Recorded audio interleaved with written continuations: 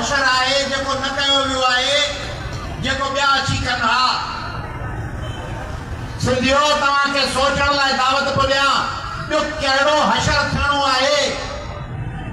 ज़रदारी साहब ऐं बिलावल साहब, ॿियो छा थियणो हुजे हा जेको ॿिया अची कनि हा के धारिया के अजनबी माण्हू, ॿियो छा अची कनि हा जेको तव्हां न कयो आहे?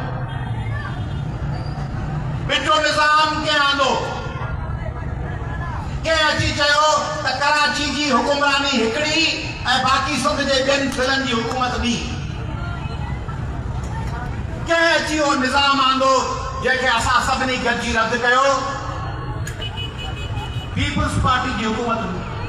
कंहिं अची सिंध जे ॻोठनि खे पादर हणी, डंडा हणी, बिल्डोज़र चाढ़े बहरिया वारनि जे हवाले ज़मीनूं कयूं ऐं सिंध जे माण्हुनि खे पंहिंजे घरनि, पंहिंजे अजनि मां लतूं हणी, धिका ॾेई, लच्छियूं वसाए ख़ाली करायो?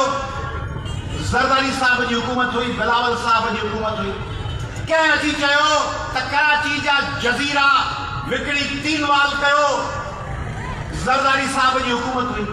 कंहिं अची चयो त असीं लिखी था ॾियूं त जेका 10 सालनि खां पोइ आदमशुमारी थियणी आहे, सा हाणे तकिड़ो कराए वठो ऐं सिंध जे ॻोठाणनि इलाइक़नि जूं सीटूं घटाए छॾियो ऐं सिंध सूबे जूं पाकिस्तान जे मुक़ाबले में निशस्तूं घटायो। हिननि पाण ख़त लिखी CCI खे, मुराद अली शाह ऐं ज़रदारी साहब सिंध जी आदमशुमारी में सीटूं घटाए छॾियूं।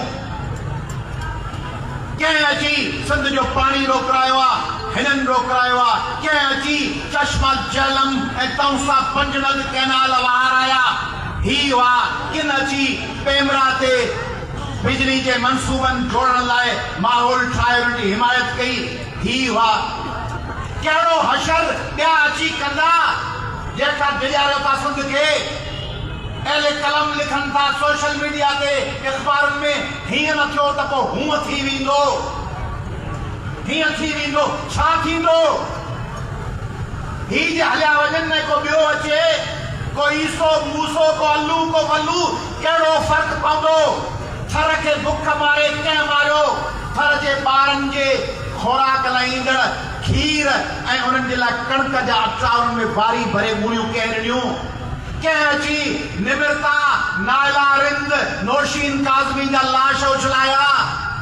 कंहिं अची फातिमा फरड़े जो लाश उछलायो? कंहिंजे दौर में प्रिया कुमारी गुम आहे, कंहिंजे दौर में पब्लिक सर्विस कमीशन नौकरियुनि जे विकिरे जो मर्कज़ बणिजी चुकी आहे।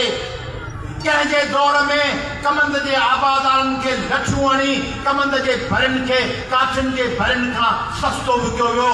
कंहिंजे दौर में राइस कैनाल में पाणी न हुअण जे करे कंहिंजे दौर में सारियूं तबाह थी वियूं, कंहिंजे दौर में कणकुनि जा बारदाना विकिया था वञनि, कंहिंजे दौर में यूरिया जे क़ीमतुनि खे आसमान ते पुॼाए आबादगारनि हारनि जी चेल भॻी वई आहे। कंहिंजे दौर में लेडी हेल्थ वर्कर्स ते, उस्तादनि ते, बल्दिया जे मुलाज़िमनि ते ऐं शागिर्दनि ते कराची में लच्छूं थियूं वसाई वञनि।